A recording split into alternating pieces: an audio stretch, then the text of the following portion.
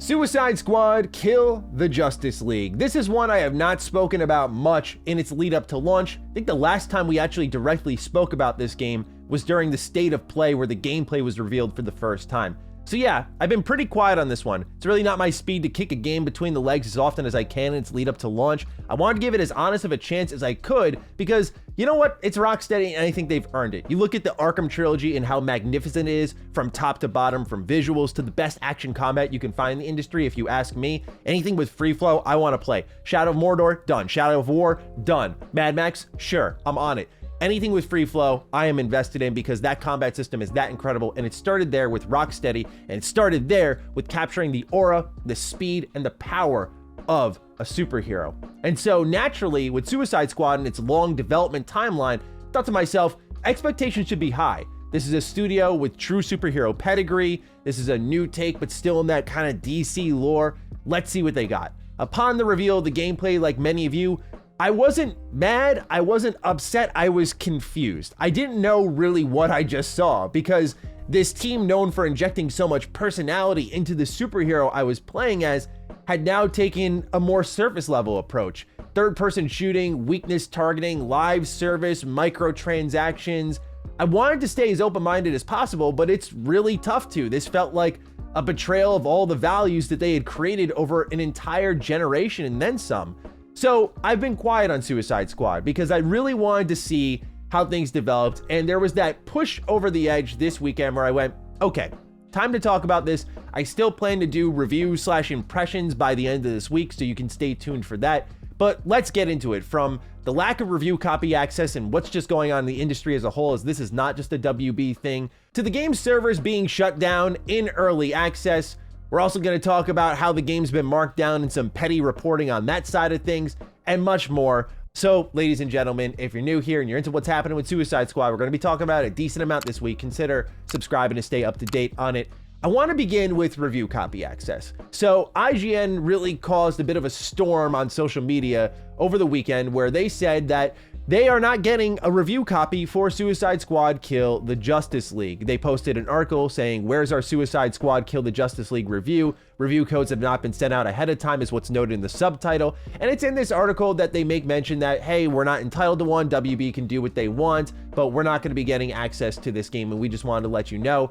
Go check out our preview where we thought there was a couple cool things, but overall, if you haven't seen it already, the preview from IGN was pretty negative, and it served to be divisive. There's a whole entire community of people who is set up to defend Suicide Squad before even playing the game, which I've found strange because it's added fuel to the fire of this really weird conversation going on online right now when it comes to review code access. There are many people right now celebrating this. They're like, yeah, let's go, screw IGN. And I get it. Like, IGN to me has really lost their touch since I'd say 2014, like when Kinda Funny started and a lot of their talent started to leave the company because everyone realized taking a bet on yourself instead of staying in the press is a much better option nowadays. Plus the amount of sevens they give out is a little laughable, but nonetheless, I may not be the biggest fan of IGN, even if I have a couple of people who I'm friends with in that building. But what I will say is that I don't think we should be advocating for any less access from anyone. Many people are saying like, you got what you deserve. You gave a negative preview. Guess what? You don't get a review code. You are playing right into the hand that these publishers want you to. Let me tell you the God's honest truth right now. They view review codes for everyone, press, content creators, or as they call us now, influencers, as nothing more than marketing.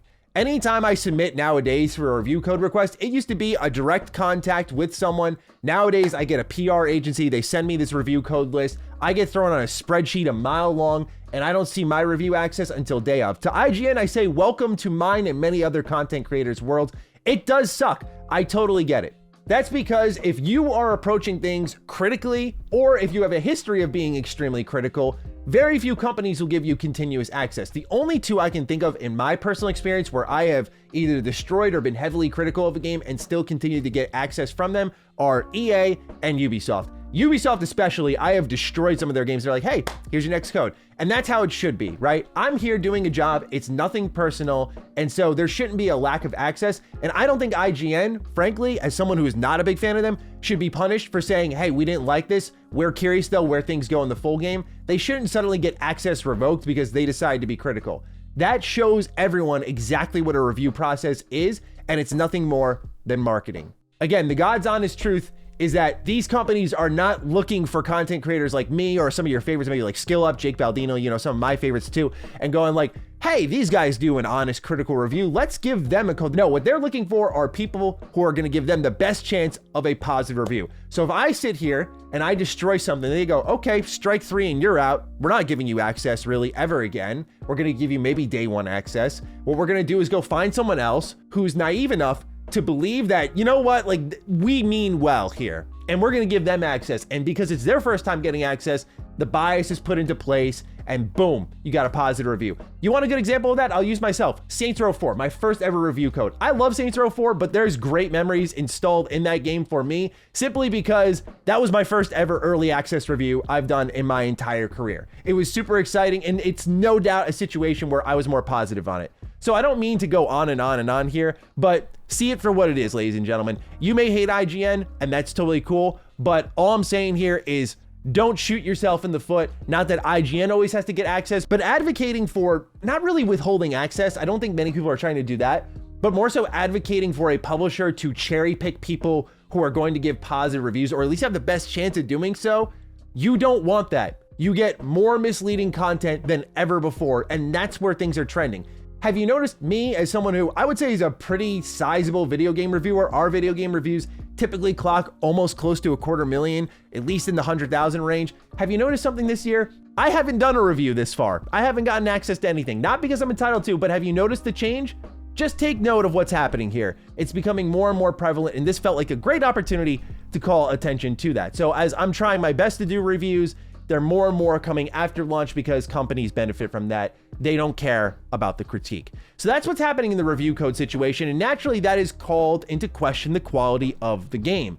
Why are you hiding things? Well, we learned already that there is an early access bug that is hours after the release of the game led to it being shut down. Rocksteady posts, we're aware that a number of players are currently experiencing an issue where upon logging into the game for the first time, they have full story completion. To resolve this issue, we will be performing maintenance on the game's servers. During this time, the game will be unavailable. We expect this to take several hours and will update once we have more information. We apologize for the inconvenience. Not the start you're looking for, especially when you see Rocksteady's kind of saying like, hey, this is one of the most well-optimized games we've personally worked on, and here's some more bugs and glitches. More so they were talking about file compression, but it definitely is one of those statements that you see this news and it flies in the face of that prior comment.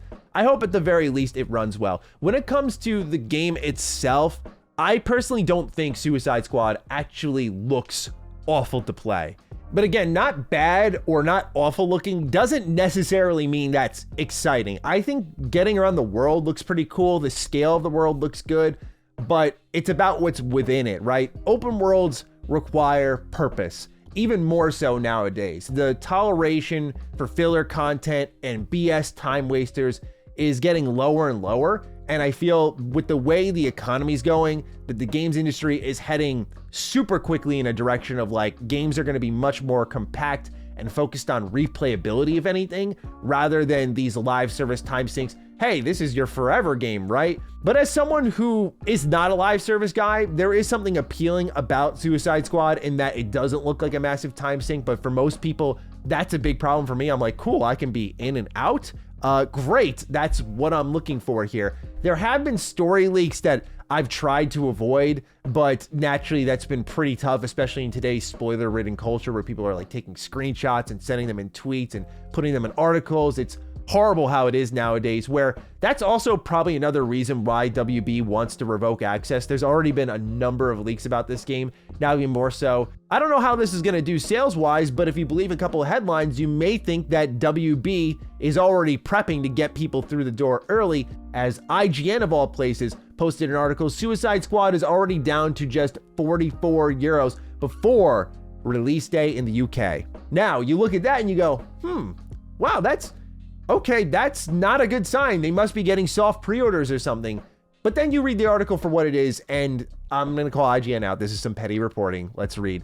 There's definitely still a benefit to buying physical games, especially when there are deals like this to be found only days before a new AAA title like Suicide Squad Kill the Justice League or other new titles like Tekken 8 release. Suicide Squad is down to just £44 from trusted seller The Game Collection via eBay right now, which is over 26 pounds off the normal retail price. So I took to research for 2 seconds, and unless they all sold out, there's only a copy for 81 pounds, which is the deluxe edition, which you can get early access for. But at this point, you probably want to do it digitally and start now if that was the case where you wanted to spend that much. So yeah, I find it to be potentially petty reporting by IGN to kind of, you know, like, oh, you're going to get us back for our negative preview, then here you go, here's this, just because you go through the outlet and you'll see a couple of recently released games are a little bit below market value. But interesting that they chose this one with the narrative surrounding it nonetheless. So that's what's really going on as of late. There's been a ton of